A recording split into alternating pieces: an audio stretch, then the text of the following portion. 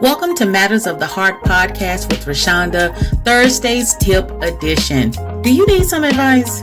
Need some ideas to improve a specific situation, whether in the world around you or just an individual fix? Well, that's what Thursday's Tip is all about. I don't just tell you how to do it, but I'll always offer a couple of tips on things you can do to succeed in the process. Thursday's tips are geared towards making us feel empowered, starting from the inside out. So, what are you waiting for? Come on in and let me share a couple of tips with you. Hello everyone, welcome to another Thursday's Tip episode. This is the Matters of the Heart podcast. I talk about inspiration, motivation, wellness, and mind peacefulness here. I share experiences, advice, and knowledge to help you and myself improve our life and learn more. The content is always 100% positive, and your cheerful host on this beautiful journey, well, that would be me, Roshonda. Welcome again. Listen, if this is your first time, second time, or 16th time listening to the podcast, thank you so much. I'm glad you're here and took the time to stop by and sit a while with me. I truly appreciate your time. The month of May is here. Is it me or is time flying by just a little too quickly? I feel like I'm reliving the year 2019 all over again. So during that year, I was looking forward to moving, and I was such in a hurry to get out of the place that I was living in because it was a wreck. And so I was so looking forward to moving to this next place, and I rushed the time. And I feel like, that was like my everyday prayer to God. Lord, please bless the day to go by fast. Lord, please bless this month to go by fast. Lord, please bless next month to go by fast, because I was just looking to get into my new digs, okay? And it seemed like ever since I did that, the years just seemed like it just has taken flight. And let's not even speak of the pandemic. Can you believe that it's been 2 years since the pandemic? Where has time gone? I'm telling you, it is going so fast. I feel like we all have whiplash. I know I do. I know you do too. So please join me in saying, please slow down, 2022. We're not in a rush. Like, really? Like, I don't want to go to sleep tonight and wake up tomorrow and it's Christmas. I don't know about you, but we just had Christmas. I'm not trying to get back into Christmas too soon, okay? Even though Christmas is like one of my favorite holidays, it's just that I'm not trying to do Christmas tomorrow. All right? Anybody else with me? All right.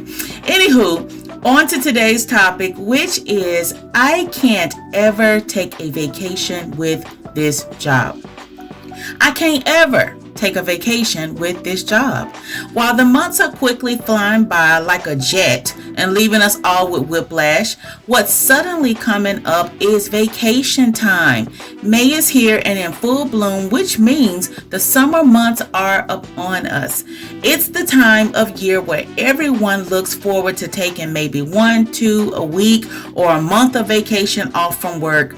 Well, maybe a month is pushing it just a tad. However, if you've been teleworking at home, you still need a vacay, even if it's from those annoying keyboard keys. But what if a vacation is not possible for you? Or what if it is and you come back to work feeling as if you should have never listened to that voice in your head that told you to do it? I got a couple of tips of how I strategically take one after I gave up vacations a long time ago. So I'll be right back. Stay tuned.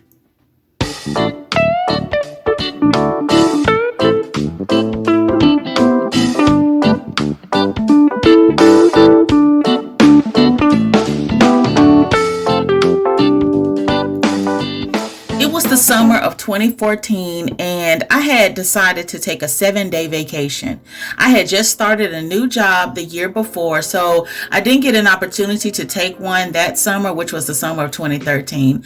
Besides starting a new job, It's so much to learn, it's so much to do, and it's extremely busy. And this job was both hectic and extremely busy. So the next summer, I said I was going to take me a much needed break.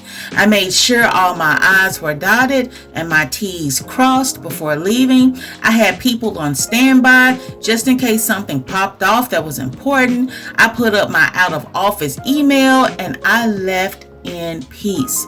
While I didn't go anywhere worth talking about, it was all about the fact of just not traveling to work, not answering an email, and dealing with the hustle and bustle of bosses and the workday. I relaxed and felt so juvenated during my time away. That was until I went back into the office, and let's just say I felt like someone had just released the Kraken, okay, on my emails and schedule. You remember that movie Clash of the Titans? I think it came out in like 2016, maybe 2010, I'm not for sure, when he said, release the Kraken. I felt like somebody did that on my email. So the Kraken was like this big, ugly sea monster that was just huge, that just destroyed everything. But anyway, I felt like somebody had released the Kraken, a big monster, over my email and my schedule. What in the heck had just happened? All that peace I felt while being away became a burning furnace of fury when I returned. And that was the moment that did it for me. But before I tell you the rest of the story, I have to share this.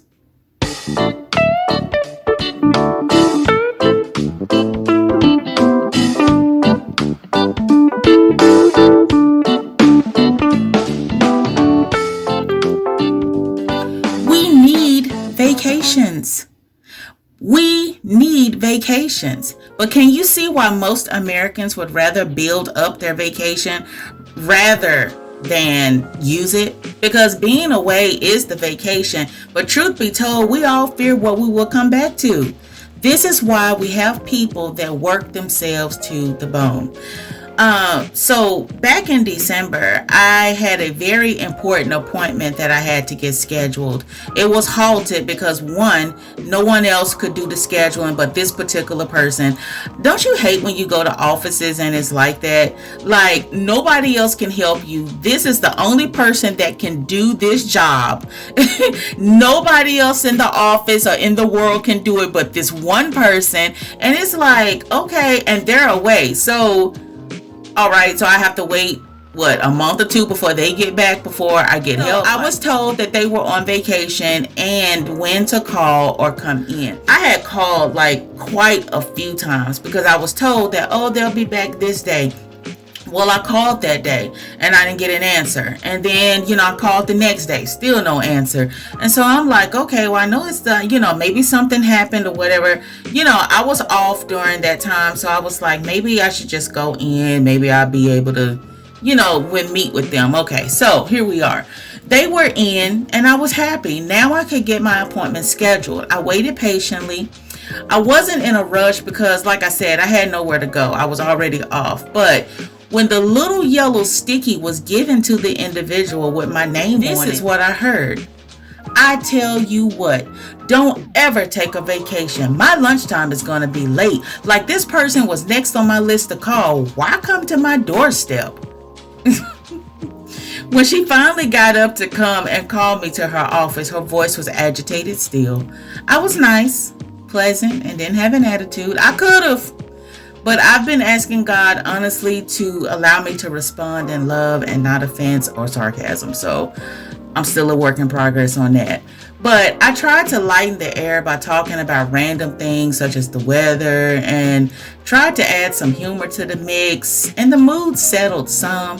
The Bible tells us that a soft answer turns away wrath, but grievous words stir up anger. So I was trying not to stir up any feelings that she was already feeling. When I left, I told her I apologized for ruining her lunch, and which took her by surprise because I don't think she knew I heard every word she said. She told me I just didn't know what she was going through. She took a week's vacation and came back, and it seemed like everything was all happening at once, which I believe because it was the holidays and most people like me were either trying to get in those last surgeries or appointments of the year to meet their deductibles. So I can understand it was a very hectic time. Not that I didn't empathize with her, but I just wanted to make sure, listen, that I got in and I got out. So upon leaving, I asked God to forgive her for the things she said, as I knew she only said them in frustration, because on top of me popping in out of nowhere, she came back to work to a ton of appointments, emails, and everything else she had to schedule within a short period of time, which brought on frustration, chaos, and resentment towards her vacation choice. Have you ever taken a vacation only to come back to work and feel like London's bridge had definitely failed to its demise? I did, and it was no joke. So let me finish the story I started in the beginning.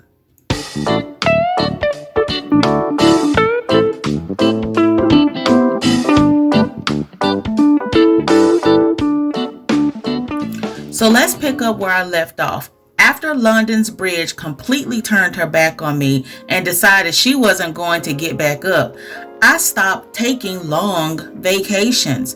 I knew I had to come up with a plan that would allow me to take some time off without coming back to work to chaos, and which would lead me to turn in my resignation. Hello. That's when I began to think about those 3-day holidays, such as Martin Luther King Jr.'s birthday. We get that day off every year, and I know not everybody does. However, I thought I'd use it to my advantage. Now, most jobs will not give you pay if you take the day before or the day off after a holiday. So play your cards right on that one. Usually, if I get the day before, I'm taking the day after and vice versa. I now take my vacations in increments. I love the holidays because we get those days off, but I'm always looking to take 1 day here or 2 days there. And if it's 2 days, I try to make sure it's during a holiday weekend or around a holiday because you just get more days. I also try to make sure if I take a day off that it's during the end of the week and not the top of the week, unless I have a doctor's appointment or something else going on that's very important. Sometimes Monday through Wednesday can be hectic, but as you ease into Thursday, it tends to be a little slower sometimes. I also utilize in taking time off during the day. So if I want to take off and it's planned, then I'll work from 8 a.m. to 12 p.m. and the rest of the day is mine. Sort of feels like a holiday weekend every week when you do that. I know some people that work 10-hour days and get a day off every week, and they love it. It just gives you something to look forward to every single week.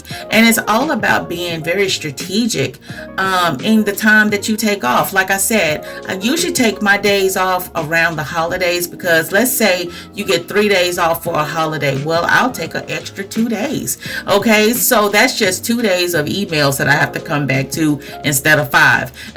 So it's just about being strategic. Take out your calendar and just look and see what you can do and what you can't do. You know what I mean? So